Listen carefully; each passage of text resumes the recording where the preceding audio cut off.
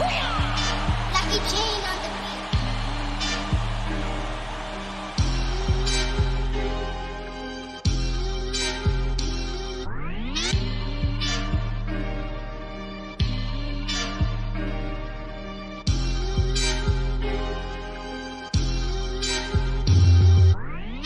You're listening to the Bear Down Chicago podcast with Logan Bradley, Ryan Dangle, Patrick Sheldon, Brendan Shagrew, and Jack Wright.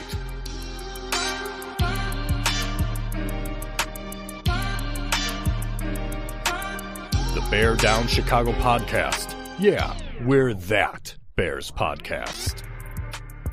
All right, folks, welcome into another edition of the Bear Down Chicago podcast. I am your host, Ryan Dangle. Now, if you want to find me on Twitter, it's at Ryan Dangle. That's Dengel. I'm going to bring in, he wasn't here last week, but he's here this week, Patrick Sheldon. If you want to get shells, oh my goodness, I haven't done that in a long time, boys. Sorry about that. If you want to, it just, you get applause. You get extra applause. So Patrick Sheldon, you want to find him on Twitter? It's at P_shells. Hi, Shells. How are you? I missed you last week. It's beginning to look a lot like I don't give a shit about this team anymore. Merry Christmas, Dangle. I missed you, buddy. Starting to look like? Come on, yeah. Jeff. It's looked like that for a while, but I think I'm at the point of no return. All right, fair enough. Let's bring in the assistant editor of Bears Wire, Brendan Shagrew. If you want to find Brendan on Twitter, it's at Brendan Shagrew. That's Sugrue. Hi, buddy. How are you? Have you written 400 or 500 articles this week? 600. No, actually, this week has been kind of light. This weekend was a bit more, but guys, I'm going to do the podcast with a Duke football in my hands to show I can have a football in my lap and not drop it. Okay, let's try it. All right. I did it. Look at that. Look how easy that is. I'm going to be that guy. And before we even get Jack on the show, for all of our YouTube, if you're an audio only listener, come check us out on YouTube. There it is. I just look at that and just think that's tough. At least Bayless would have had the decency to just let it hit the ground without even putting his hands on it, you know? Let's bring in Jack Wright at Bear Down Jack on Twitter. Hi, buddy. How are you? I'm doing okay, but I'm pretty sure I negotiated intro applause in my contract too. I noticed that Shell's got it, and I didn't. I didn't click the right buttons because I was adding visuals. Just one more time so everyone can see. There it is. A still frame image does not tell everything, but woof. Darnell Mooney had a rough game, rough game, which I'm sure we'll get into a little bit later. Before we do that, we got some people we got to thank. And then I know Brendan has a breakdown for us, which, as busy as this dude is, which I put out a tweet this week. I know some of you saw it. I wanted to say thank you. Brendan, I don't know how you do all the things you do, but we're pretty amazed that you do. But before that, we got to talk about Hensel's. We got to talk about Sheridan's, because those dudes hooked me up, and they need to hook you up as well. Sheridan's Barbershop, located in historic downtown Wheaton, Illinois, has been serving the community for 69 years with 6 barbers, open 6 days a week, Monday through Saturday. They have appointments available to book online or by phone at your convenience. You can go to Sheridan'sBarbershop.com, or you can call them at 630-668-0137, or you can check out their new digs in Naperville. That's Hensel's. Hensel's Barbershop is located in downtown Naperville. It's been there since 1966. They have 6 barbers, maybe more now, RD. The other day when I was there, they had a lot of folks working the chairs. They're open Tuesday through Saturday. You can walk in or you can make an appointment. You can go to Hensel'sBarbershop.com and book your appointment there if you would like to. Sheridan's Barbershop, Hensel's Barbershop, where traditional meets modern. Can I say something? Jack, you look relaxed, man. You look very, very relaxed. Like, did you have some kind of like a massage, or were you using some kind of a massager recently? Because you just look refreshed and relaxed and invigorated. That's a I don't very know. good point. No, No, you're glowing. You're glowing, Jack. What? Shells, you're right. Jack, I mean, yeah, I believe, just something looks a little more vibrant about you, sure. you know? I believe in personal care of all sorts. And I feel like, there's sometimes you just have to take some time for you guys. Well, look, Jack, I mean, Bears Jack, game you're today, about your real quickly, guys, real quickly. Jack is very anal retentive about his, process and things that happen. He's very busy throughout the week. He needs things in a specific order. So I'm glad that you got what you needed. So Can I try to find a PG-13 way of telling the story and filling our listeners into what happened? Absolutely. can I let people guess? Okay, so okay, so company White Elephant was that last night? Last night, and one of the people that we work with is about, I don't know, how do you say this? He's like a straight out of the 1950s, like Leave It to Beaver, like just genuine, like very, very genuine. And he just is so one day, I guess he goes out to Amazon, goes outside to his house, and there's an Amazon package. Someone randomly sent a massaging thing for male. for your undercarriage. For your bum. So that ended up in the White Elephant, and let's just say lots of good jokes for that one. So needless to say, Jack will be doing a review at the end of the show, and we've got a new sponsor. So good for us. I'll tell you, all right, there was a samurai sword and the massager. I'll tell you what, I had a couple of shots and had one hell of a night, guys. It was something. I'll tell you. If you knew the guy that we worked with that had it, was just like, oh, what do I do with this? Like, he's double checking his Amazon orders. I swear we didn't order this. We didn't order this. Unbelievable. Oh, okay. All right. So let's talk about the Bears football game. And in order to do that, Brendan is so freaking good at this, and I'm so excited to hear it. Let's hear it, baby.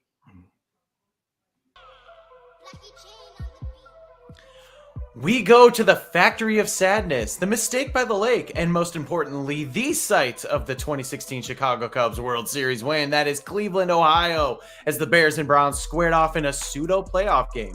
And things were very tight early on before Joe Flacco spit up some rhymes instead of some dimes when he sent a pass to Eddie Michael Jackson, who moonwalked near the end zone. Gank the donka! Hey! Justin Fields hammered it home to Cole Kmet, who hit a home run right out of the park, just like Javi Baez. But the Browns bounced back. Flacco found David and Joker for the tying score late in the first half. You want to know how he got these scars? By carving up the defense. And things looked bleak for the Bears, but their defense responded because Tremaine Edmonds-Fitzgerald was resurrected by the Great Lakes and took a pick back the other way for the score. Chicago led 17-7, but we all know how this story ends, folks. Unlike their economy in the 2000s, Cleveland recovered thanks to a long bomb to Amari Bradley Cooper, who scores the shallow touchdown to tie things up. And then Dustin Anthony Hopkins decided to eat the Bears' liver with some fava beans and a nice Chianti to get the lead at the end. And any hope was lost because Darnell saw the Mooney fall to the ground on a Hail Mary attempt. Bears lose 2017.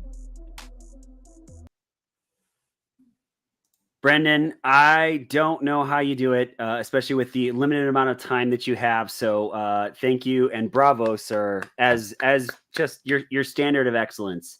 I have so many things I want to talk about. Just I guess I should say this because I got it. I'm going to show this one more time for all of our people that are hanging out with us, video and not just our audio only listeners. You know, a still frame image doesn't show everything. It doesn't. It isn't everything, but I'm just trying to look around. Like Darnell Mooney had a bad game. Am I missing something in that, boys? No, he had a terrible game. He's had a pretty bad season, if we're being honest. So let's do this because I think this is the question that's on everybody's mind right now, at least to some extent. Who is most to blame for this loss, Let's go around the horn. Let's hear where you guys are at. So let's go Sheldon, Shagru, Jack Wright, and I will finish it up. Who is most to blame for this loss? Has to be one person. It could be a thing. I mean, it could be like a defensive multi. It's the offense, and we can argue tonight over who was most responsible for the offense's futile production once again, whether it was Luke Getsy or Justin Fields or the wide receivers or the running backs. I mean, everybody had a hand in being just awful today as offense. So that's who it was on, right? Like we've been texting about it this week. I don't want another Bears team that is phenomenal on defense and barely scrapes together enough plays on offense to stay competitive and hope that the defense keeps them in the game long enough that they can maybe squeak out a win. I'm tired of that brand of football, and we've been playing that brand of football for as long as I can remember, and I don't want it anymore. I don't. Like, I can't take it. It's not fun to watch. It's not where the modern NFL is. It's not sustainable. It's not a brand of football that will win you or get you in a position to compete for championships year in and year out. So it's on the offense. And we'll talk about who's to blame for that offense as the show goes on, but it's on their shoulders. They were terrible today. I'll piggyback off that. And I really want to pick a particular person or a particular instance, but I have to go the complete offense as well, because it just seems like when Luke Getsy had some good play calls, the offense didn't execute. You go back to Robert Tunyon's just inexplicable drop. You go back to guys missing their blocks. I know Darnell Mooney was a big one. Oh, man, why'd you have to have that queued up too? Jesus Christ, Dangle. God, that just hurt. But it just felt like whenever something actually worked, like let's say a play call worked well, the offense didn't execute it. And when there was a bad play call, the offense just had to try their best, the players being to execute it. And it felt like that as the game wore on, we saw more of the old and conservative and predictable Luke Getsy, where he's doing things that just don't make sense. No more deep shots, instead of trying to take more deep shots, DJ Moore, they just kind of, ran the ball up the middle, even though the running game wasn't working well. It just felt like every little thing, there was a weak link at different areas throughout the game and never felt cohesive. And that was just so frustrating because people had positive and negative moments all throughout. And I think just the entire unit is to blame, especially after that defensive performance. It felt like we were watching the 2004, 2005 Bears again, where it's just like, oh boy, the defense is coming back on the field because they may actually be able to score better than the offense. And that's disgusting. So yeah, full offense. It certainly isn't the defense. I suppose you could make a bit of a case for the special teams being pretty poor, but you guys are right. I mean, without question, it's the offense. It's probably unanimous. We'll see what Ryan says, but 4 for 18 on third down, 0 for 2 on fourth down.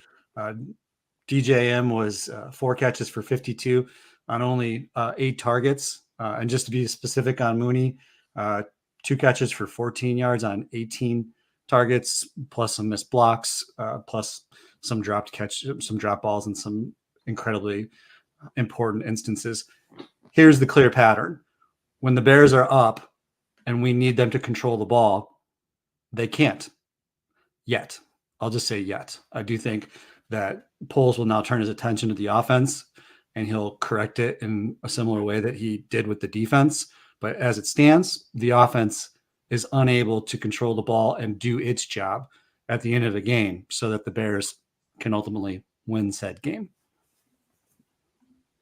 Just for conversation, I mean, I agree with you guys that it's absolutely offense, but I'm going to put part of it on coaching.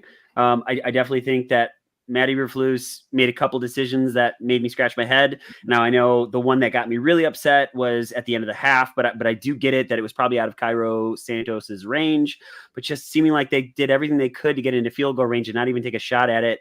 Just it still hurts a little bit. Luke Getsy just getting cute in key situations. That's the one that really, really, really bothers me, is just run the damn ball up the middle. I know you haven't had great success with it, but like you've got one of the best like running quarterbacks around. Like use his mobility in more situations. I think Patrick Sheldon texted almost this exactly, which was when he should be aggressive, he's conservative. When he's conservative, he should be aggressive. Like, and I couldn't have agreed with that more. This staff as a whole, I don't want to see them back. I as a whole. Now, if Getsy comes back as the head coach, I think I've gotten myself to a place where like I'm okay with that, like truly okay with that, because of the things that he's done for the most part with the defense. However, right, game in the line, like he even said that he started putting them into zone, right, and then that's when they started carving them up. I mean, the defense has some culpability, not all of it. In fact, I totally agree with you guys. The vast majority goes to the offense. But you let Joe Flacco have almost 400 yards passing. That's terrible, right? Like I know we're talking Joe Flacco 7-8 years ago, right? Then we're having a different conversation. But like when the Bears needed the defense most, they got carved up, and that part really hurt a lot. Joe Flacco was he had the most passing yards today since September of 2018. So it's been over 5 years since Joe Flacco's had a performance like that. Think about where we were over 5 years ago. They let Joe Flacco just at the end just start bombing it up. And you're right, Dangle, just some of the decisions like dropping Justin Jones into coverage, being a little bit softer there, not like blitzing or not being as aggressive on defense. And even Justin Jones after the game, he's like, look, man, I'm just doing what coach is called and I don't really run that or whatever. It just kind of was, I think people on the field were baffled too. Yeah. I will say this, like, the offense, if they could have stayed on the field a little bit longer, maybe the defense is a little bit fresher. Okay. So I don't want to, they have some culpability here, but I don't want to put everything on the defense. I'll give them a little bit of a break, all things considered. But, Brendan, you talked about like the play calling and people being baffled. Like it was like 3:00. I'm going through our text string and I said, I can't believe I'm doing this. I'm going to give Luke Getsy credit because I thought he called a pretty decent game for the most part for like the first half. And then not even 20 minutes later, I'm like, I give him credit, and he immediately turtles. And it is he when we're up 10 early in the third quarter, he goes conservative when you need to be aggressive. And then late in the game, when you want to run the clock and try to hold on to the lead, he gets aggressive in situations when you're like, why don't you just run the ball, right? And then to hear Mooney come out after the game and sort of validate that, what I said in real time, like we felt like we were just comfortable with the 10-point lead. I mean, again, if Joe Shit the Ragman sitting on his couch drinking about a half a dozen of these holiday ales or whatever they are, can see how the Bears offense completely turns on a dime and turns into a conservative, play safe with, almost a half to go. How can Getsy not see it? How can he fail to adjust within the game time after time after time? It's like, when do we say it's just not going to click for him? You want to give him some time and you want to give him an opportunity, but he is not learning from his mistakes. He's repeating them game after game after game. I can't take this regime anymore. I can't. I'm just going to sum it up simply. Luke Getsy can't coach against good defenses. He does well against below average or just trash defenses. Anytime it's a good defense, he doesn't know how to handle it. And I mean, yeah, part of that is probably personnel a little bit because DJ Moore was hurting bad. I mean, I knew he was battling out there. He was, going in and out of the lineup dealing with that ankle injury. You can't trust Darnell Mooney. Your backup tight ends dropping passes. You're now down to Tyler Scott and Velus Jones. But at the same time, damn it, there it is again. Just love doing that. So part of it is personnel, but at the same time, like he just doesn't know how to handle when a defense is outmatching the offense, and he has no rebuttal for it whatsoever. Here's the thing. I'm gonna. Jack loves nuance. There are times where his players just flat out let him down. I mean, I know I keep coming back to this. I've got a shiny new toy. I'm using it. How this isn't a touchdown? You know what I mean? Like Robert Tonyan, it was a great throw, not a good throw. It was a great throw with pressure in his face that Fields makes it, drops the dime, and dude just collapses, drops it. I'm going forward a little bit later in the game. Now I'm switching side to the defense. I know we were talking about Getsy, but just a little bit. This missed holding call on Jalen Johnson on 4th and short. Like, I mean, it was egregious, and it happened right in front of the official, and Sanchez or whoever was talking about it, like, oh, look, this holding call that happens right in front of him. Like, I don't know why we're celebrating it. I mean, there were times where people just straight up let it down. I think, I get why they called the Njoku touchdown a touchdown, but like his heel definitely was out of bounds. And that should have been reviewed. I can't believe they confirmed that. So, you know what I mean? Like, while I say it's on coaching, I don't mean that it's completely on coaching. I feel like technically I would say that this is a complete failure all across the board on all levels. And people say that the defense wasn't culpable at all because they scored. I don't agree with that. Like, when you needed it most, but they were carrying the team for the most part.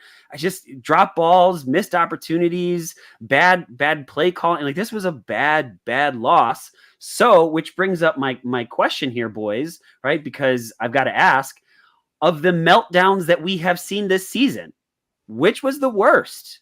The Broncos, the Lions, or this one from the Browns? Same order, boys. Boy, it's like picking a favorite kid, right? Who's my favorite child? I think the Lions one probably stings the most to me. This was a good defense that they played. It was a very good defense, and I don't know. Maybe it's just I'm scarred, but part of the whole game was just waiting for the inevitable to happen, and it happened. I really felt like they were going to win that Lions game and should have won that Lions game. That collapse to me was a lot worse. But boy, those are 3 really good examples, Dingle. I don't know. You can't go wrong picking any one of those disasters, but I'll go with the Lions as the worst meltdown of the season. So after the Lions game, I'm just going to put out a plug out there because we all know how much Ryan likes plugs. We did a most painful Bears loss, like out of the last 10 or so years, 15 worst losses, and the Broncos and Lions games were both on there. We had said that the Lions was the worst, and I think it still goes Lions is the worst because of the fact that it was the second time it happened that a blown lead happened. The first time, of course, it shouldn't, but maybe some crazy thing happened. You hadn't been in that situation before. Fine. It shouldn't happen again. This Browns one probably sits right underneath that Lions loss because it really shouldn't happen a third time. But at the same time, this is a perennial play. This is probably a really good playoff team with a great defense. And I just think some big plays were made. The defense was balling. The offense really couldn't do much. The Lions game was definitely in hand. And you could arguably say that the Broncos game was too. This one was just, even though it was a 10-point lead, it always felt a lot closer than it was. So Lions for sure was the worst. I'm going to go Broncos. I feel like of all of the 3 examples, that's the one that just left me feeling the most empty.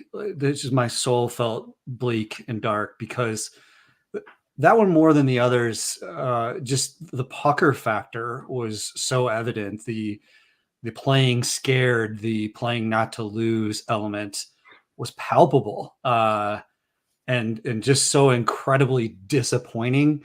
Like I said, I feel like in that Lions loss, so much was made of the coaching staff, but without rehashing, players really let the team down, specifically in that Lions loss. So for me, it was the Broncos, and the Broncos I think have been a little bit better since, but they weren't very good at that particular juncture. So we just handed them that game in a beautiful white elephant wrapped basket. I threw out this question, and it looks like Sylvie also put it out. He added the Packers to it. I wanted just like meltdown losses. And so I've got 106 votes at this point. And number 1 is the Detroit Lions with 43%. Then 31% is Denver Broncos and 25% say Cleveland. Again, I'm saying this more so for conversation. I'm going to say this one, and I'm going to say this because they actually had this little part of my brain that said, you know what, Ryan, just maybe just maybe if they could win out, right? Do something they've never done with this coaching staff, right? That they you know just could they can make it, they could make the playoffs. And I was like, I found myself watching the game a little differently than I have with the rest of them. You know, the Lions game, you guys know, like I made Brendan angry, really angry. Jinxed them. You jinxed them. Do we need to have this conversation again? Totally did. Oh, we're gonna have it again because a certain couple of people on this pod jinxed our punt returner today in a bad way. So we'll get to that later. But go ahead, Ryan. So I'm watching this game differently. Like I'm watching with the like. I really want them to win. I'm passionate. I'm not thinking about draft position. I'm not thinking about Eberflus getting fired. I'm thinking about maybe this dude will turn the corner. And you know what? Maybe I'll say, Jack, you were right. And I was wrong. And Matt Eberflus is a great coach. And he's going to take us to the Super Bowl, like you two guys said last week. And then I was like, oh, right. Never mind. So I just, this one hurt to me just because now, like we are going to Jack and I and a buddy from work. We're going to be going to the Christmas Eve game against Arizona. And I was just thinking, man, how much fun would that game be if there's semi playoff implications going into it? And now like, we're just going to have way more beverages than usual and just, you know, just enjoy. And if we leave early, whatever, we leave early, like it happens. Can I throw out this? This is from Doug Clausen. He's at Doug _ Clausen. He's a researcher and writer with CBS Sports. You may have seen this. The Bears have lost 3 games with a 10-plus point lead in the fourth quarter this year, tied for the most in a season in NFL history. We did it! 3 10-point leads in the fourth quarter. I mean, like, you can say the players let him down and they're not executing, but like at what point is it more than that? At what point is it systemic? At what point is it the whole thing's got to go? You know, what's funny. A lot of people were so adamant that they did not want Dan Quinn to be coach of the Bears because of his like fourth quarter blown leads and all that. We got somebody worse. What do you know? We sure did. Again, I think his defense has been spectacular the last couple of weeks. Was he that way in Indianapolis? Like, I know the Jaguars loss was like, that was the one that we were kind of like head scratching, like this is the guy, but I don't think that was a meltdown. That was just a blowout loss, right? It's kind of a meltdown. It was a close loss, I think. I'd have to go look back and check. I haven't thought about that, but it's a good question to kind of see like how many like defensive blown leads there were with the Colts. Jack, does this one move you in either direction on Matt Eberflus, or do you still kind of feel like strongly about this staff? I'm very, very curious where you're at on this. Thanks for asking, Ryan. I'm very forest through the trees. The team is still ascending. I think what today proves to me is that talent wins football games. We've seen an infusion of talent elevate the defense in a way we never expected. Even just the addition of Montez Sweat. Not having a viable wide receiver as a secondary option to DJ Moore is a huge problem. Not having the offensive line quite complete yet is clearly still a problem.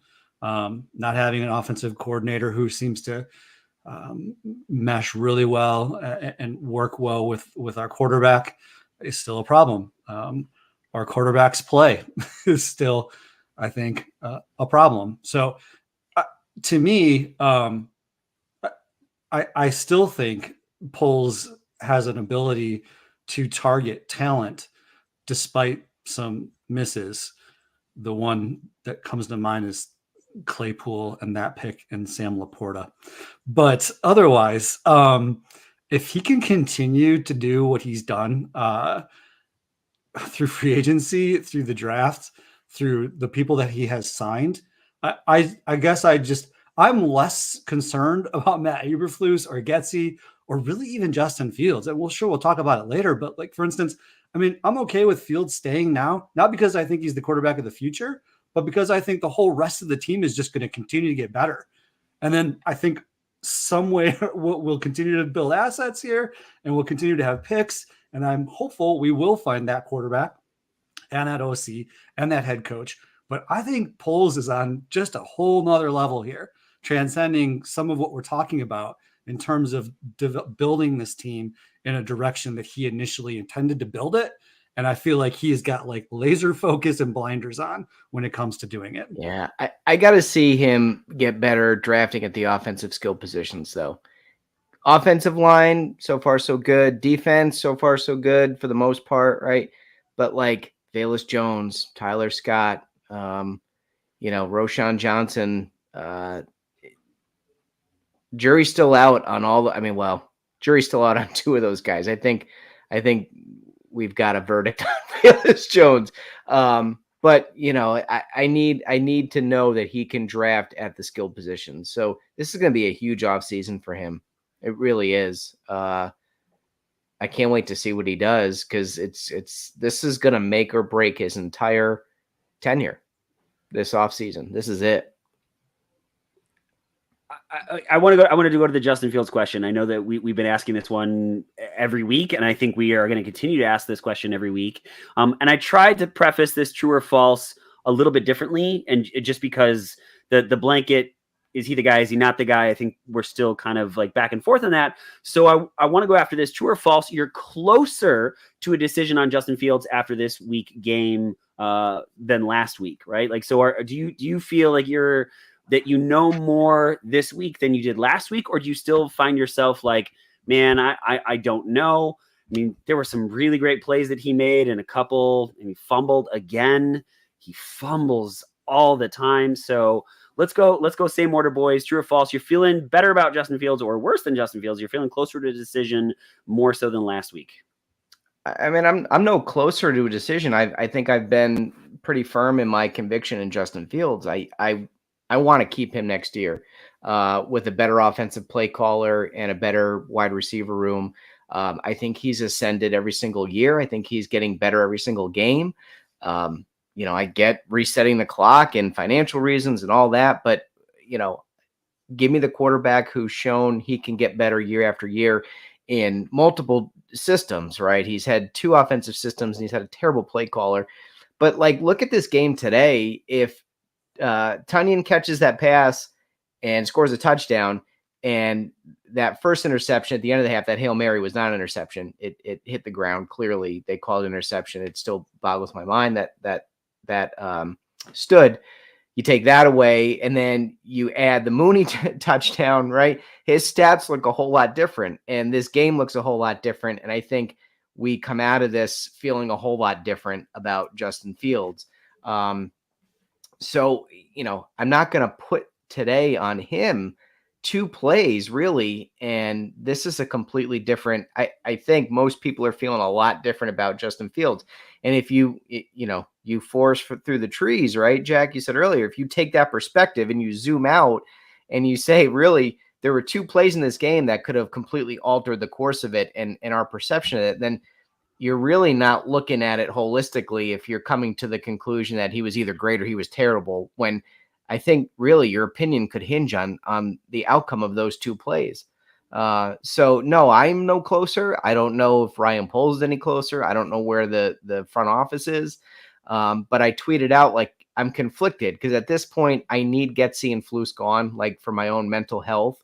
But I think I know that comes with a changing of the guard at quarterback, and that hurts for me because I do like Justin Fields. So I don't know. It's gonna be a tough off season. But personally, no, I'm still where I was at last week on Justin Fields.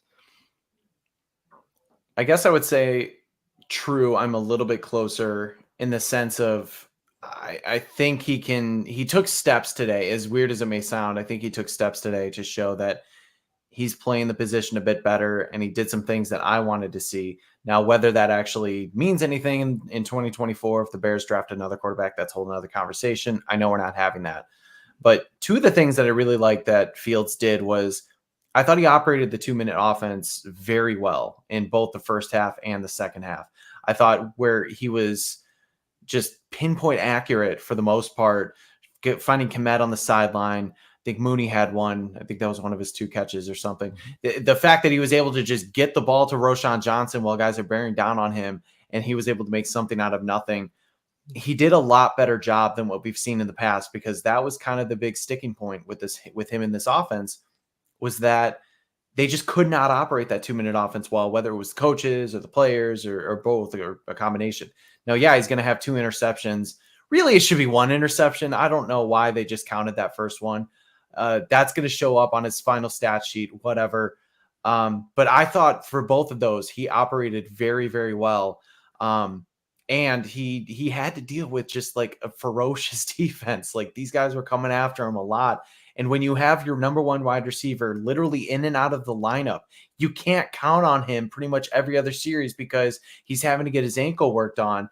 And you know what you're getting in Darnell Mooney. Basically, you have Cole Kmet in your running back. That's who was really, really like the only 2 productive pass catchers when DJ Moore was out there. And so that's so hard. You're kind of bringing it back to like the 2022 Bears.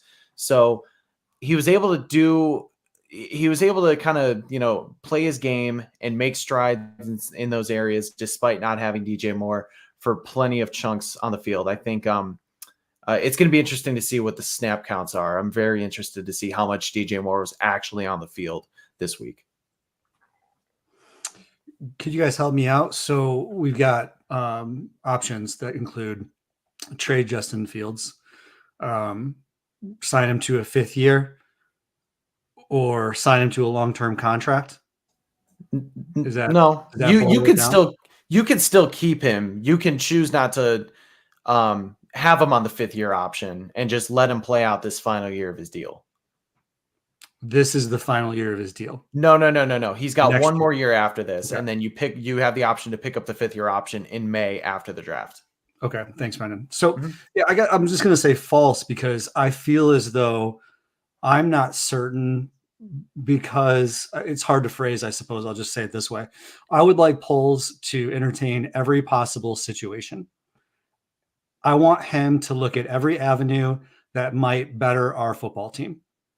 And if that means trading Justin Fields for assets and drafting Caleb Williams and starting the quarterback timeline contract over again, then he should do that. If it's keeping Justin on the field, keeping him on the 4th year deal or the 5th year, I'll just put those together. Then and then still maybe drafting a quarterback a little deeper into the draft and letting there be a bit of a competition. I think, okay, let's go ahead and do that. I don't know what the answer is. The only thing I would say is that I'm not convinced that he is the clear-cut franchise-changing quarterback. I think I've decided, if nothing else, that he is not on the trajectory that I would think a quarterback would be at this point to be the kind of quarterback that is a franchise-changing quarterback. Brendan, you made some great points, honestly, that I cannot. Going into Cleveland against one of the best defenses in the league, and having, you were right, like basically Kmet and a running back. I mean, listen, I've said nice things about Justin Fields. He's flashed in some ways that are just absolutely incredible. But I still just think the fact that me and the whole rest of the Bears world is vacillating on Justin Fields says a lot about where we're at with Justin Fields. And so my thought is he's good enough to keep and like be a placeholder if necessary while we build the rest of this team. And if he somehow miraculously makes a big jump from year 4 to 5, sweet. We've got ourselves a game changer, and that's great. But again, let's just keep all the options open, in my opinion, when it comes to Justin Fields. Jack, there's so many things that you said that I so strongly agree with. I mean, the 2 interceptions, those weren't really his fault. He's thrown a Hail Mary. Like, I don't think that should count necessarily, right? In that position, I especially the last one, like when it hits your receiver in the hands in the lap, and he drops it. The one to Tunyon, like that should have been a tutty, like that should have been a clear touchdown. And so now his numbers, he's probably close to 200 yards passing, and still able to run it the way that he does.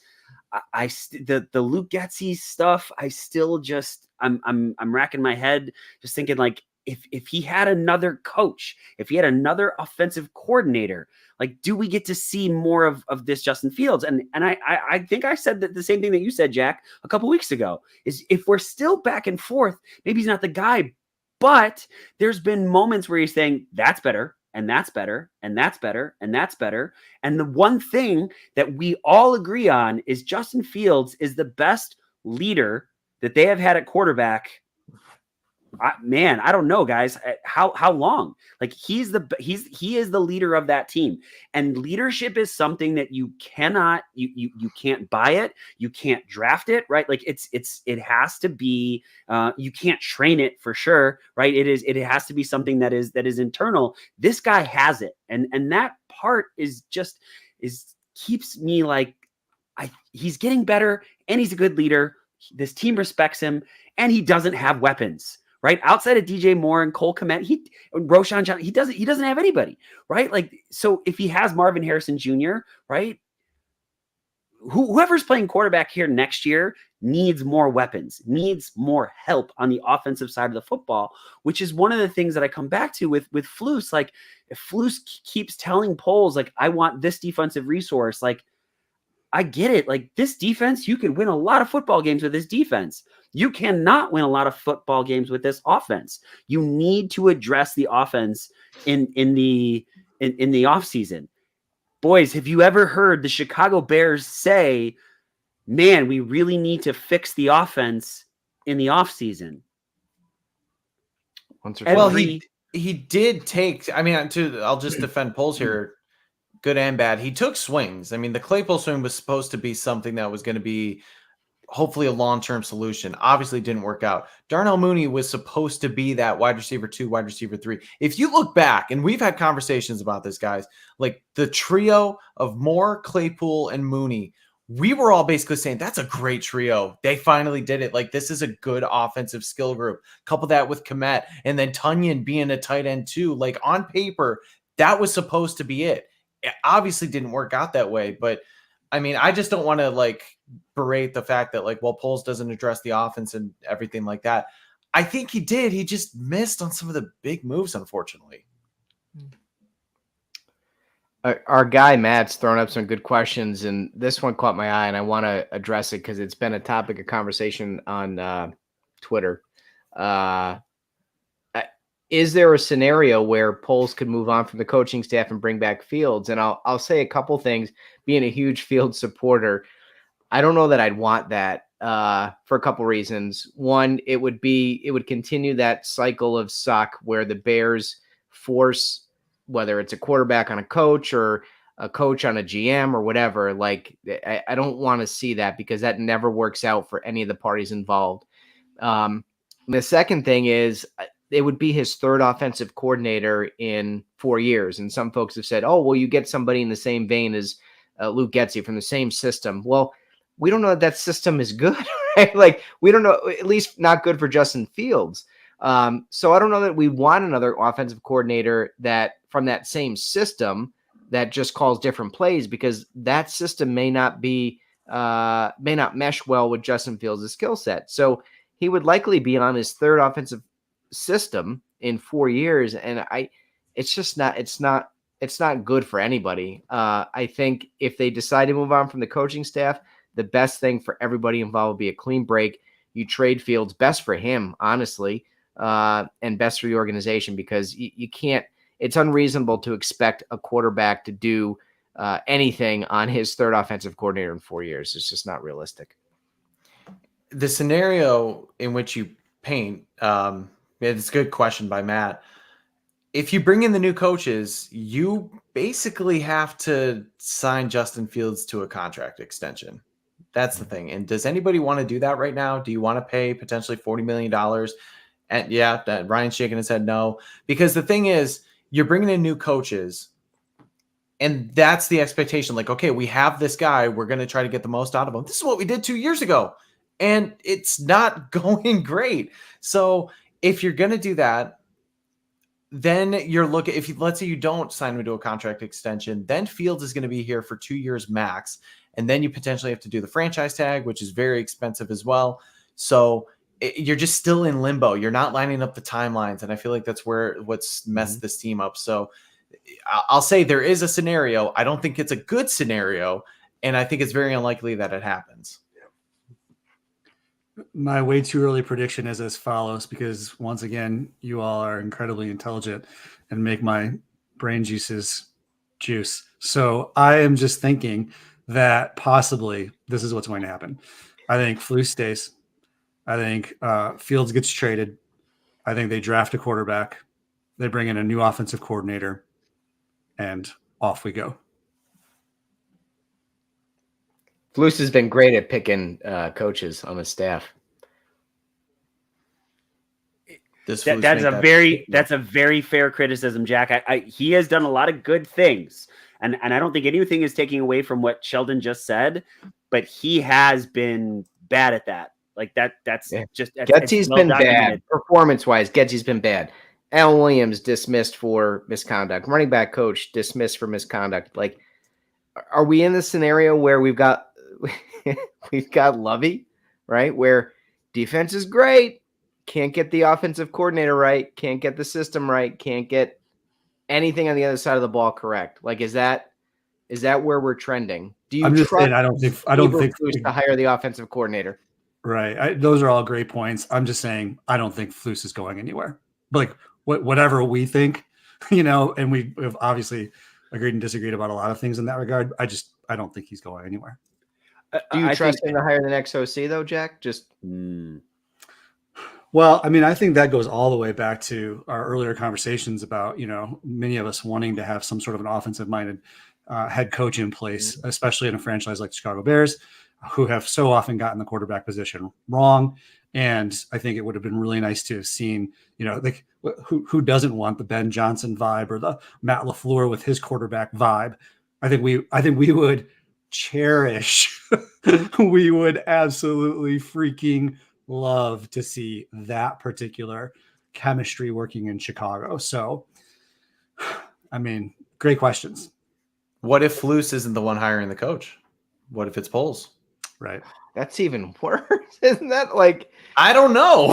Isn't that worse though? I mean, because now that's just so Bearsy. I don't know. Now we're going to have the GM force an OC on the head coach. We don't trust our head coach to pick his coordinator, but we trust him enough to run the team. Like, I'm just so goddamn tired of the Bears hiring the fucking Melba Toast candidate. Like, it's just enough. Can we get a guy? Can we swing for the fences? Can we honestly swing for the fences instead of taking the, like, what I call it in the chat last week, the hit by pitch? Like, Flus is the hit by pitch, the defensive indifference. He's a nice guy. Like Bernstein said it perfectly this week. He's a nice guy. He's not going to ruffle feathers. The McCaskies are going to love him, right? But what is he? I mean, honestly, do we feel like he's the guy that's going to get this team to reach its maximum potential? Are we going to be hoisting Lombardi trophies with Matt Eberflus at the helm? Can we swing at a big name or the next big offensive mind to try to get this team into the modern NFL when it comes to running an offense? Michelle's obviously Jack and I said they were going to get to a Super Bowl with Matt Eberflus, not win it. So clearly we can't get there, but we'll definitely get there. I'm just kidding. It's just I know. If they did clean house, which Jack, I think unless there is an absolute and utter meltdown for these last couple of games, I tend to agree with you. I think the Bears front office says, oh, look, like he hasn't lost the locker room. The defense is humming, right? Like, I'm not saying that that's what I would do. What I'm saying is I think that's what the Chicago Bears will do, just looking at their long history. Right. And so what I'm saying is, like, and I know, Sheldon, you're really going to go crazy on this one, but it's like, if you had the chance for Harbaugh, right, or whoever the guy is that you truly believe in, right? Like, and I don't, what's going to happen in New England. I don't think there's any way that they're going to let Mike Tomlin go. Do you know what I mean? Like, I'm not saying, but if there was a guy that you truly believed in, any really good coach could come in here. And I feel like with the defense that Flus has set up, that coach could do it if this is the right offensive guy, right? Like, I think there's another coach that could have almost as much defensive success as Flus. I don't want to take anything away from him. Dude has done a phenomenal job. He's done a far better job than I wanted to give him credit for in the early parts of the season. He's developed guys defensively exceptionally well, but I think they're going to keep him, and I think we're going to be, I don't know, 8-9 team again, or a 7-10 team for next season, and we're going to see like little incremental increases, but we're never going to make the jump to a true playoff team. That's George my fear. McCaskey does not have the nuts to hire a personality like Jim Harbaugh or Bill Belichick or Mike Tomlin. He doesn't. Like look at his hires over the years. He does not have the stomach to hire a personality who's going to challenge the status quo. I'll give him credit for hiring Kevin Warren, right? We'll see ultimately how much authority and power and sway he has. But I just don't see the McCaskies having the stomach to hire somebody like a Harbaugh or a Belichick or anybody like that. Those swing for Wonder Bread flus. I will say, I just hope that this eventually, if they do move on from Flus, which who knows? I mean, I believe that he's probably going to stay at this point, but who knows? Surprises happen. I hope it's a situation like the Dolphins where they were ascending with Brian Flores. It was a very controversial move, and granted, there was other things at play there. I'm not getting into that, but they hired Mike McDaniel, and things got a lot better. They finally were able to get to that point. Versus a team like the Raiders, who had Rich Bisaccia and actually rallied the troops and got better, and then hired Josh McDaniels, or the Panthers with Steve Wilkes and Frank Reich. Like, the point is, you do see it go both ways, where you do have kind of like something potentially building, and then you think, hey, we can get to the next level with another guy, but then it comes crashing down and things go haywire. Or, I mean, sometimes it does work. So I think there is a risk, but we're starting to see, especially with this latest blown loss. Like, I was buying in on Eberflus the last few weeks. I truly was. I was seeing obviously the culture turn around. Guys weren't, they weren't losing the locker room or anything. You could see just progress being made. But when you have another loss like this, you blow yet another big lead. Like, that's just a huge indictment on the entire coaching staff, and it starts with him.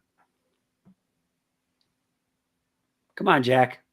You want to say something? I want to hear it. Again, I'm not a full-fledged, I'm not wearing Flus shirts and hats and flying his flag. I mean, I think what Brendan just said is interesting. I could see, and I've mentioned, Flus is a potential placeholder, until we do get whoever the next dynamic coach is. I just, my point has always been that I don't think that Flus is an unmitigated disaster, that there are clearly some elements of the way in which he has led this team that have been effective. I can't answer, when you started asking those questions, Ryan and Shells about is he the guy that we imagine, hoisting the Lombardi trophy? That seems pretty far-fetched. And I don't want to have a team of old, like you guys don't. I don't want that old narrative any more than you guys do, where our defense is lights out, but we can't move the ball on offense. I mean, I don't want any of those things either. I really don't. I think that the Bears tend to show commitment to head coaches in general. I think that there will be more of a likelihood that they keep him. And I was also going to ask today, is there anything, well, I guess you would maybe tangentially say that the losing a lead and losing the game is on Flus. Because was there anything today that he specifically did that you thought would have warranted extreme criticism? Well, I think we talked about a little bit about the defense at the end.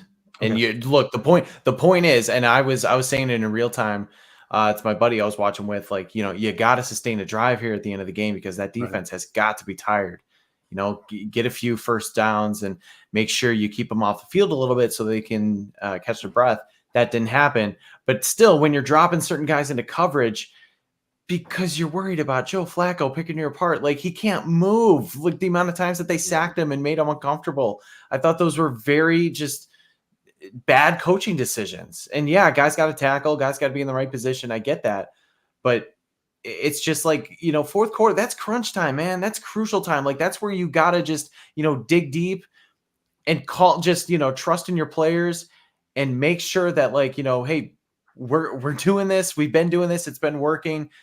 don't move away from what's working. So I don't know. I think part of that, I think maybe we haven't talked about this yet, but like the first half field goal decision, I understood it once you heard that like there was a 15-mile-per-hour wind, you wanted to get 5 yards closer. But then does Eberflus need to be the one to tell Luke Getsy, like, hey, let's keep things on the ground a little bit, make sure we get yards instead of trying to, throw it deep and everything like that? Or, should you even try just to see if that's a better success rate versus, having a Hail Mary?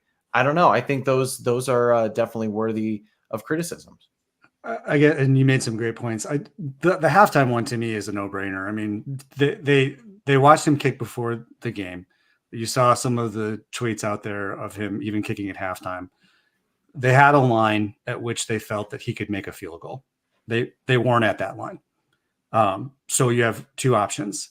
Either A, have him kick a field goal that he's not going to make. And I see some of the comments, and I would just suggest for some, and we're glad you're here. We really are. But I would suggest that you take a look at Twitter a little bit, take a look at a little bit at some of the posts about the wind and about some of the kicks that he was attempting before the game and at halftime. It seems pretty evidently clear that there was no chance that he would have made a field goal from that distance. Not because he's not a good kicker. He's a great kicker. It's just you have a range, and he was at least 8 yards outside of his range at that particular point. And so, like we saw at the very end of the game when Mooney almost caught the ball and won the game, as a coach, you're thinking to yourself, okay, what gives us the best opportunity to score in this moment? And that was the best opportunity to score. I admit, I also thought initially, like, what the hell? Why wouldn't you kick a field goal? We have a great field goal kicker. But like when more of the information came in, it seemed like it was the right choice. And I will say I agreed with that because I was the same point. I went back and said, okay, 50-mile-per-hour wind, I can understand that. But then my one question after that was just like, well, could they have done something different to kind of do better to get closer? That was my big thing. So that's the thing. It's like it all falls at his feet. It all falls at the head coach's feet. And I go back to something I said a few weeks ago. Like if Matt Eberflus doesn't like what Luke Getsy's doing game to game or within the game, like go do something about it. But Luke Getsy has not changed one bit. He is making the same mistakes game after game after game. And like, when do we put some of that blame on Eberflus for not being the leader and the head coach and going down there and fixing it? Like Brendan's got a great point. If Matt Eberflus says, "Hey, here's what we need to do. We need to get in the field goal range, and here's how I want to do it," or like, "Hey, Luke, you gotta be better situationally. You gotta be better unscripted. You gotta be better, outside of the first drive of the game. I can't win every single coin toss. We only get one of those a game. You got to be better when we don't have the ability to script our first 15 plays. And if he's not better, then do something else, right? Like, I don't know. It all falls at the head coach's feet, in my opinion. And we can blame the offensive coordinator. We can blame the players. We can blame the execution. We can blame the quarterback. We can blame the rest. We can blame anything we want. But at the end of the day, like, who's accountable for all of it? Who's accountable for the penalties and for the discipline and for this and for that? It's the head coach. And Brendan, you said it, like, the Dolphins, they were playing hard, but they couldn't get over the hump. And then they bring in McDaniel and suddenly they're scoring points. Like, it's just the players just woke up that year and said, well, we're going to execute today. Or, I mean, like more so than any other sport, head coaching is like so important in the NFL. It's like the one sport I think it makes the most difference. And I don't want to just like say, well, it's just the players didn't execute or the offensive coordinator or this or that. Like it has to fall at his feet at some point, and he's got to take responsibility for all of it. I think about these three now, like just dumpster fire losses, right? That these blowups, like that follows a coach. Do you know what I mean? Like I Jack, I mean this. I am giving him credit for holding the locker room the way that he has held the locker room. That the defense's ascension, like it's impressive. It's really impressive. But I just had this feeling, and I didn't text it because Brennan would be mad at me again. Is I don't think these guys had any faith that they're going to be in it, that they're going to win it at the end of this game. Like it was like, well, maybe we might. like it might happen, and as much as I don't love like Dan Campbell, I don't think he's every, but like he has this like fervor about him that was like when they were down, it's like, we're going to do this. We got this. And like, I'm not saying it's some missing rah-rah speech or anything like that, but there's just some intangible thing, this it factor that I just don't see with him. And I just like, it seems that his team, whether that be his fault or Getsy or players or whatever, or some combination of all those things, right? When the game is on the line, I don't trust him. Him being up, I think they could protect a lead, but if it's going to be a close game, I mean, I just the Browns were also missing like 162 players with injuries. And we still couldn't, like, they were down 14 offensive linemen. Like honestly, they were down to one healthy starting offensive lineman. Today. Yeah. So like from a talent perspective, the playing field was pretty leveled today, guys. It was pretty level. I just think that you're talking. Well, I don't completely disagree with you, Ryan. You're talking, I think, a little bit in the abstract, and I think that goes counter to what we've seen. Like you mentioned, when Flus speaks at the podium, when he speaks to the team, and the way that we clearly see like the performance on the field when it comes to like tenacity and effort and thumping and all of that type of stuff. And what I look at more so than what might be some sort of an intangible like chemistry that is going on is quite honestly like the inability to place an offense on the field to execute what needs to be executed. To me, like you don't have to look at the margins for that. You can tangibly look right down at the field and say, we don't have the offensive pieces that are necessary in this situation to win the game. You might be right, Ryan, about Flus and that vibe. You might be. I don't know. But what I do know is that those players aren't on our roster offensively yet. And the offensive coordinator that we need to be able to effectively seal a game, like to me, those two things, maybe there's some room for discussion there, but I think that's pretty lock solid. Like to me, it's like we need a game-winning shot.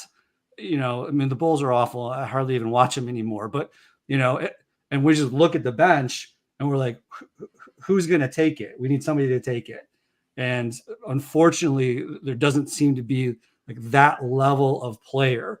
There are some good players who are game changers and who are solid, but there aren't enough of them on the offensive line and at the skill positions at this point for us to win a game. And to me, that's proven out by the fact that we've tied a record for losing, 3 games that we had leads in. Can I counter that real quick, Jack? Sure. So before Sweat got here, the defense was playing. They weren't playing as well, but they were playing a lot better than they had in the beginning of the year. When did that change? When did they start playing better? Without Sweat, you mean? Yeah, when Eberflus took over, right? Like when he started calling plays. So same talent. They had so we could have said the same thing back then. Like we could have used the same excuse for Alan Williams and said he just doesn't have the pieces right now. Wait until he gets a guy like Sweat or a game wrecker on the defensive end. But it wasn't really about the talent. There was some talent there. It took a change of the guard and a new defensive play caller to get the most out of the talent on the field. I think the same thing is true on the offense. There are some talent. The offensive line's been pretty good. And there are some deficiencies in the wide receiver room, but they could get a lot more out of the talent out there. They're not the Panthers, for God's sakes. Like this offensive roster is not abysmal. They should be getting more than what they're getting out of this team. If you look at their offensive production, even in their wins, 16 points, 9 points, 12 points, like it's terrible. They should be getting a lot more out of this offense, even with the talent that's out there now, than they are. And it's the play caller. It's Getsy. It really is, guys. Like Brendan, unless there's something you want to throw in there, I want to shift gears. Is there something you want to say? No, that's fine. Yeah, I think we've hammered it to a point. All right. So, boys, it's time to get to the outhouse and the penthouse. The Outhouse in the Penthouse is brought to you by our guy, Jeff Cadwalder. He's been working hard since the beginning of the year to expand his real estate services to now include commercial properties. Boys, he has been killing it. Doesn't matter if you're a business owner, a homeowner, or an investor. If you're looking to buy, sell, or lease commercial or residential properties, Jeff is your guy because he is our guy. Give him a call, give him a text. Jeff Cadwalder with SVN Landmark today at 630-254-4734 or visit genevajeff.com. If you do talk to Jeff Cadwalder, let him know the guys of the Bear Down Chicago podcast say hello. All right, boys, so the Bears lose. We're going to head to the outhouse first. Remember, it doesn't have to be a specific player. That can be a part of the game or whatever else it might be. I think there's a lot of stuff to talk about here in the outhouse. So for the outhouse, let's stick in the same order. So Sheldon, Brendan Shagru, Jack Wright, and I will finish it up. Outhouse, boys. So many options. I'm gonna go. We've hammered enough of these points, so I'm gonna go officiating again in the outhouse. Whether it was the touchdown that they didn't review, we talked about that with Njoku, or a terrible late hit. I don't know if you've got that, Ryan, or if you've seen the clip on Twitter, but at the end of the first half, the interception that Fields threw, he released the ball, and a good 2 full seconds after he released the ball, he got hit. No late call. He got hit in the helmet on the play where they reviewed it to see if his knee was down. He got hit in the head. There was another play. It was in the first half. I can't remember exactly, but he got hit late as well. And then I juxtapose that to the Dallas game where, like, there was no question Dak was getting those 2 calls. And I've seen those exact plays against Justin Fields not draw a flag. I don't know what it is, but he just does not get the benefit of the doubt, or even the obvious call when it's there. And I thought the officiating was just terrible today on a variety of levels. But those 2 plays in particular stood out to me. I'm going to go with the interior of the offensive line as a whole. First off, Tevin Jenkins, I hope he's okay. Losing him was a just huge loss. He's dealing with a concussion. Got replaced by Cody Whitehair, so we all know how that goes. Lucas Patrick, guess what? He was the honorary captain of the game.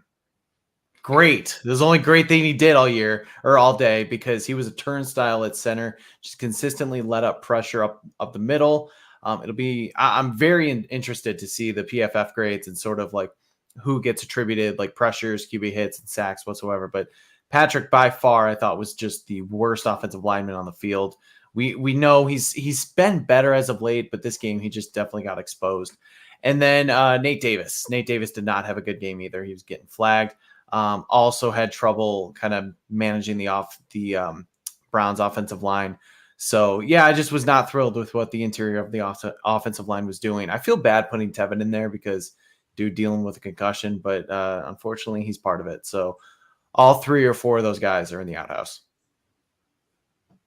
Well, I'm going to go with my special teams bent again. I think, unfortunately, Ryan and I jinxed Trent Taylor, as I'm sure Patrick Sheldon will let you know in every way, shape, imaginable later on down the road. We were talking about how consistent he was, of course, and we were talking about how dependable he was, of course, and then he fumbled 2, lost 1, so that sucked.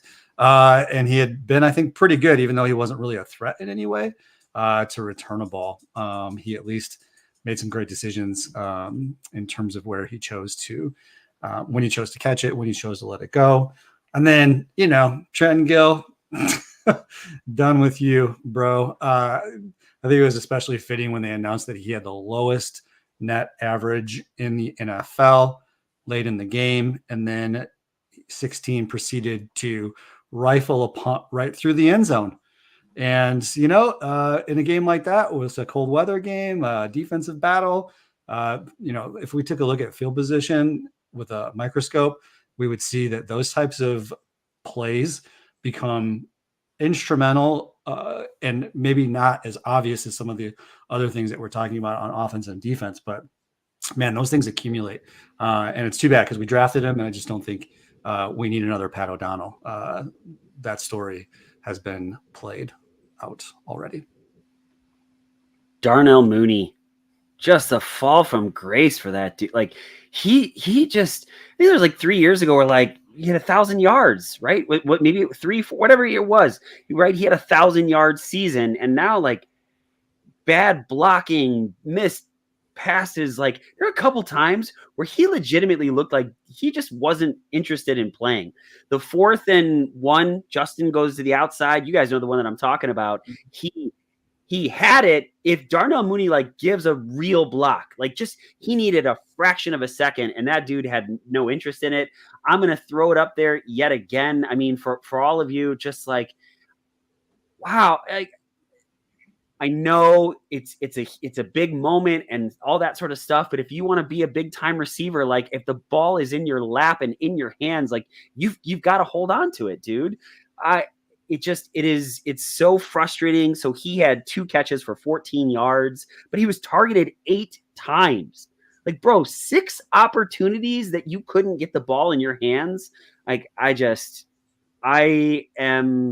I'm bummed because I really liked Darnell Mooney a lot, but it's his time as a Chicago Bear is done. All right, boys, let's go, please. Chels, come on now. What were you going to say? No, I was just going to say, it seems like the rapport between Mooney and Fields has gotten worse. It just doesn't seem like they're ever on the same page. It's bizarre. I totally agree. All right, let's go out to the penthouse, boys. Same order. The penthouse, boy. I don't know. There really isn't. I mean, I'll go. You know what? You know who? I'll go Tyreek Stevenson specifically. I'll call him out. The defense played great, but I'll target him because he had what I thought was a potentially game-changing play with that interception late in the game at the goal line or near the goal line. Just a tremendous play to come off the ball and make that diving catch. Then get a heck of a return. I thought he just played really well. Almost had another interception earlier in the game. I'll tell you, he's looked really, really good. I don't know how his play late in the season is going to factor into the Jalen Johnson decision, who I would love to see come back. I would love to see him get re-signed. I've said that for a long, long time. I think you got to pay your young studs, especially the homegrown ones, and I think Jalen Johnson fits in that category. But I thought Tyreek Stevenson played really, really well today, and he deserves some credit being a rookie just for improving week after week. This is really tough. There's a few I really want to take. All right, I'll just say I hope this guy gets taken by one of you guys. If he doesn't, I'm gonna get really mad. And I'm gonna pick the Bears linebackers because Tremaine Edmonds and TJ Edwards were phenomenal today. And I think they play really well together too, because I mean, TJ Edwards should have had a pick. I can't believe the ball. Yeah. Still holding on to it, by the way. Haven't dropped it once, but it just went right through his hands for a completion. I couldn't believe it. But still, he played an incredible game. He had 6 total tackles, only 1 solo. That's kind of wild. So he was gang tackling a bunch of guys. Had half a sack and then 2 pass deflections, 1 QB hit. And then Tremaine Edmonds, of course, the beneficiary of that tip ball where he had the pick 6. He had 9 total tackles, led the team. He had 5 solo, 1 pass deflection, and like I said, just the touchdown.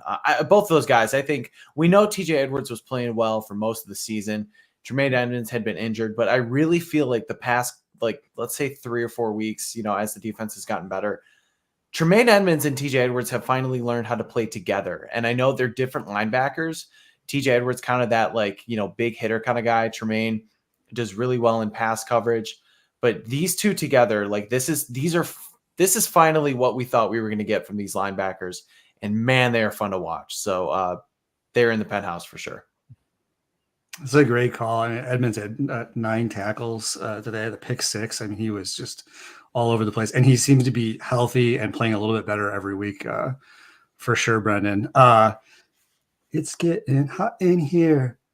Don't take off your clothes. I am getting so hot. I'm not going to take my clothes off. Montez Sweat. I'm feeling sweaty. He is freaking amazing. Let's give credit where credit is due. He is, I mean, just think about it. And I know we don't really love the fact that, the defense is too good and the offense is still bad. But let's face it, Bears fans needed something to be excited about. And I'm telling you, like watching the Bears defense, it like motivates me. I'm just like so incredibly impressed with the tenacity and the physicality and the way that they fly around the field. I mean, it's really exciting to watch. And I mean, obviously Montez Sweat has been a major shift in that direction for the Bears defense. He had 7 total tackles. I have him at 2.5 sacks. Maybe he had 3, 1 TFL and 3 quarterback hits. And the unspoken part here that I think we all recognize is that we suddenly have a defense that puts pressure on the quarterback. And even though you're right, Ryan Flacco had a pretty great day in the air. Generally speaking, that has been a great formula for the defense in the last 4 to 5 weeks. But what does Mike Lombardi think about it? What an idiot. What an idiot. All right. So just a quick honorable mention, because I can, to Cole Kmet. Way to bounce back. That penalty, that false start was bad. But then to make that catch in the end zone for a touchdown. So on the season, he's got 571 yards and 6 tutties. That's pretty awesome. But my real one definitely goes to Roschon Johnson. I was like meh on that guy, but so he had 5 rushes for 36 yards. That's 7.2 a pop. But the ability to catch, I think, was highlighted today into very difficult situations. He made something out of nothing. So he had 4 receptions for 24 yards. And I just think that I'm excited with this kid, what he's going to be doing in upcoming. And I definitely think he's one that polls found that I'd like to keep around. I'm not saying he's going to be a feature back by any means, but I like him. And so that's awesome. Boys, anything that we missed, same order. Yeah, I got a couple things, both quasi-injury related. When are we going to talk about Khalil Herbert and him just not looking at all like Khalil Herbert? And is he still injured? Is he not 100% recovered? But he has not looked good at all since he's come back. Getting a little bit concerned about him unless it's still injury related. And then also Justin Fields. We saw him last week working the shoulder. It looked like maybe he had hurt something, and they noted him on the sideline, kind of trying to move his shoulder around. Heard it on the broadcast today. Mark Sanchez said the same thing. Looked like he got hit pretty hard and was moving his shoulder, trying to get that right. I wouldn't be surprised if at the end of the season we hear something about him playing through a shoulder injury. But this is now 2 weeks in a row. It seems like he's kind of either favoring or nursing an injury to his throwing shoulder. So interested to see if there's anything there, but I don't know what's going on with Herbert, man, but he's just not looked right since he's returned from injury. I don't know if he came back too soon, but it's been stunning to see how poorly he's played since he's gotten back. The entire run offense really has struggled the last couple of weeks, hasn't it? It just feels like they don't have the rhythm they once had. And maybe part of that is Sheldon trying to work in those 3 backs, because it was kind of Foreman doing his thing, and then you bring back Roschon, and then you bring back Khalil, and something's not working there. So Khalil's definitely, I don't know what's going on there with him. Bears have at least 3 turnovers in 4 straight games. That is the first time since, anyone want to guess if you haven't seen it? 1872, when Johnny Red Knuckles was playing quarterback. No, I don't know. 2018. 2018. But you know what? That kind of shows like this truly is becoming like a special defense when you can do stuff like that, because we all saw that 2018 defense. We still hold that in high regard. And speaking of the 2018 defense, I don't think we've really talked about Eddie Jackson getting his first interception of the year. Oh, Jack was. Wait, did you or did you not have a tally on Twitter of like, let's make of all the terrible plays that business decisions that Eddie Jackson made, and then yeah, and that doesn't change how I like that. He's like, looky, got a cookie. I mean, I guess he gets credit for being in the right spot. And then Flacco threw it right to him. Yeah. He didn't want to have anything to do with the end zone. I mean, I know you're just poking here, but it's not debatable. Eddie Jackson, terrible. Needs to go. He caught the ball. Good job. That was great pressure. That was great pressure by Justin Jones, though. Speaking of poking and being in the right spot, I want to talk about our newest sponsor. Oh, sorry, Jack, not now. Not the time, not yet. Not yet. Oh, Okay, later. man. Got it. Oh, All right. man. Sorry, guys. I had it all queued up. My bad. You know what? I'll just touch on this lightly, and if Jack wants to take it, he can. Bayless Jones, 2 positive plays today. Not one, but 2 positive plays. It was good. Yeah, what was it? He had what? It was Bayless Jones had 2 carries for 23 yards. That's 11 and a half per clip, guys. So Yeah. Look at that. If they could start making him look like Deebo Samuel, that would be fantastic. But I guess like if my grandma had wheels, she'd be a bicycle too. So, but she doesn't. All right. 2 more things quickly. Okay. I love that Jaquan Brisker. I think he's playing like Bateman in the replacements, where he's just going after everybody. He's like, I just wanted the ball, coach. I just want to go hit someone. And I love that. Good 'cause I think reference. he's playing great ball. Yeah.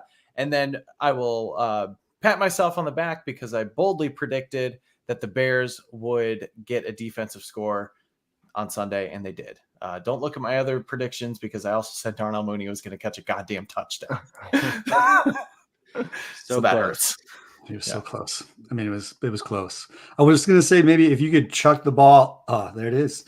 Every time it hurts. If you need to throw the ball in the air, Brendan, and then lean back in your chair, and then. But it just stayed on my lap. Wow. Didn't even need my hands for that one. Oh, I'll be damned. So just one real quick nugget. It'll be interesting to see what the Bears run defense ranks after everything washes out, because the Browns rushed 18 times for 29 yards, which is a 1.6 average. So I know they were already like in the top 3 in a bunch of those categories when it comes to run defense. So I'll be interested to see where they are now. I got nothing that we missed. I can't believe you let Joe Flacco throw for almost 400 yards and just Amari Cooper just down the sidelines. Was it Terrell Smith that just took a terrible angle on the ball and just let that dude run up the sideline for a tutty? Because that was bad. Like rookie or not, like that was really, really bad. And it still hurts my heart. Joe Flacco, 400 yards. He's elite. Okay. Yeah. Well, actually there is one other thing. Sanchez he's bad. He's bad in the booth. Just some of the things that he was bringing up. Like, I think at one point he said that Joe Flacco had thrown for 3 touchdowns. We only threw for 2 touchdowns. Like, there was a couple other times you're just like, they were singing his praises and then he throws an interception. And I think they were like still singing his praises. Like, I just like, yeah, that dude is, no, thank you. He looks like he's been like living in a hostel somewhere, on like I don't even know where. Since the butt fumble, he's just really kind of at a downward slope, I think. I like his flow. I was like, damn, look at Mark Sanchez. I'm not going to trash Mark Sanchez. I feel like he's probably doing all right for himself these days. Yeah. Sure. Fair enough. All right, boys. Anything else before we get to shout outs to get out of here? Mm-mm. All right. Shells, take it off. All right. I got 2. First is Bears related. I'm going to shout out Eddie. He's at Eddie B2. We don't always agree, Eddie, but he always keeps it very friendly and very respectful, even when we don't agree. And he's one of the good follows out there on Twitter. So go out and give him a follow. Love Eddie. And then I'm going to shout out a unicorn, in my opinion, maybe the best people out there. There's a few of us. Betsy Tarr comes to mind. But the one I'm going to shout out today in particular is J Bones, who is both a Bears and Yankees fan. We are best of breed. We have a lot to celebrate this week. I don't know if you guys heard, but the Yankees signed a pretty decent or traded for a pretty decent player in Juan Soto and are on the cusp of signing a incredible free agent out of Japan. And so although the Bears are absolutely crushing my spirit and my will right now, the Yankees are giving me a reason to be hopeful for the spring. And so I'm going to shout out J Bones. He's at WaySheGo76. A lot of great interactions with him around the Bears and the Yankees. So wanted to give him a shout out And if you guys want to talk White Sox hot stove, you just let me know.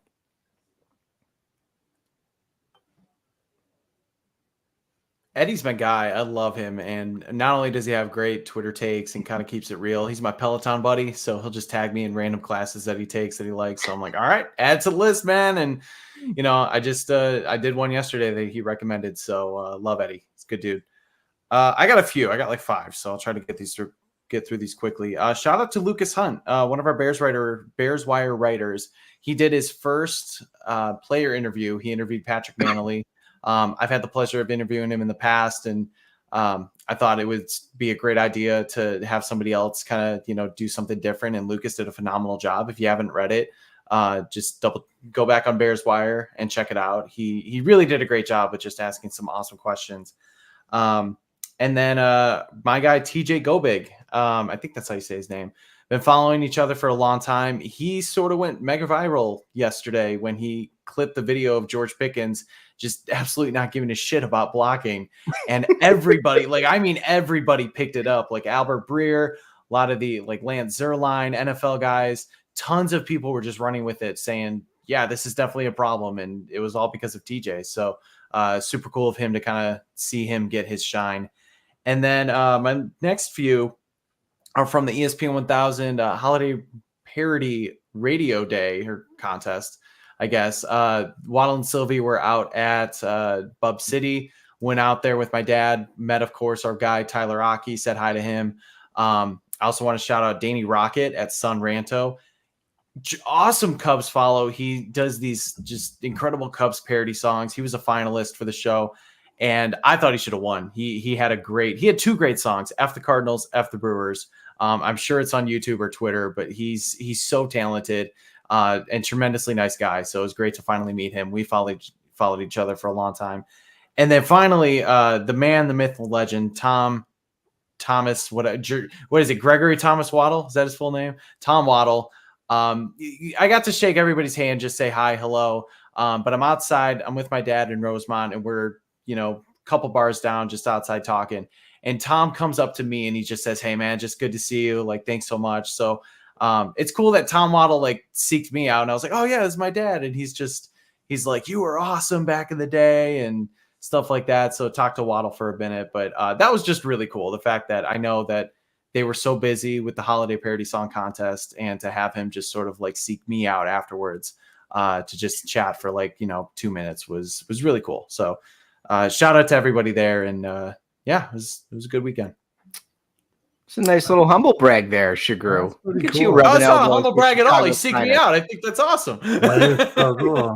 I mean, yeah, right. Tom Waddle, Mark Silverman, Adam Rank, friends of the show. Really, I mean, that's just kind of how we roll. All right, well, some angry baseball shout outs. Shout out to the Yankees for attempting to buy themselves another World Series, since they clearly have an inability to develop anybody in their minor league staff. So they'll just go ahead and throw money at the problem like they always do. See also the Chicago Cubs and their new manager. Shout out to Jerry Reinsdorf for being the worst team owner of any team owner since probably Comiskey. He is awful. The Bulls are awful. The Sox are awful. And I loathe him, and I'm hopeful. No, I won't say that because it would be really mean. I think you know where I was going. You probably know where I was going.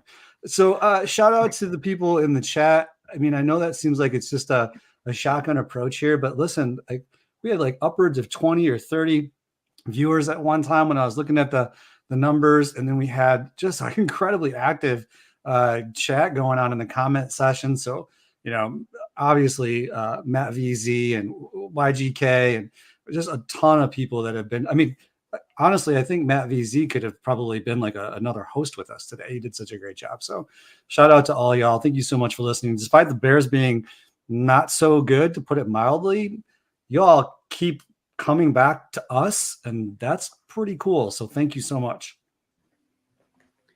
So this is the all high school edition. So Matt Vanderzanden, we went to high school together, and Guy Kim, we also went to high school together. Those guys they're hysterical. They know their stuff. They're great dudes. And so I was going to shout out before I even knew Jack was going to do it, not just for being in the chat, but just being awesome guys. And the other one goes to, and I'm excited about this one. So Levi White, he's been shout out a few times. He's not on Twitter, but he is a third grade teacher in Tennessee. And this was his quiz, or part of his quiz for geography.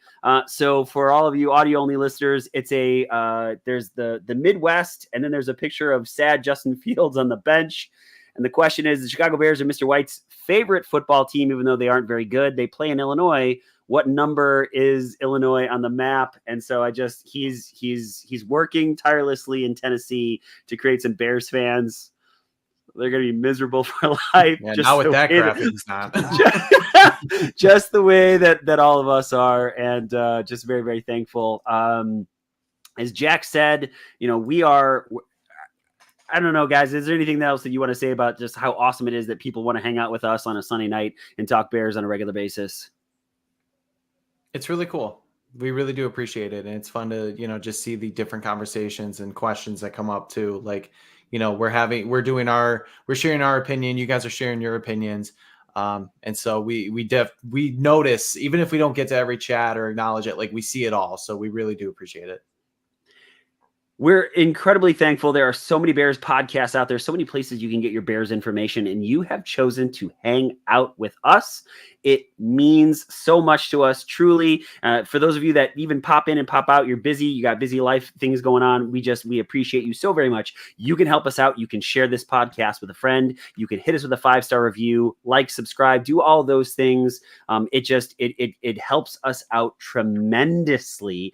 And so we're just so very thankful for all of us here at the Bear Down Chicago podcast. So that is Jack Wright, Brendan Shagrew, Patrick Sheldon, Logan Bradley. I am Ryan Dangle, folks. For all of us, thank you so much, folks. And as always, Bear Down, Chicago.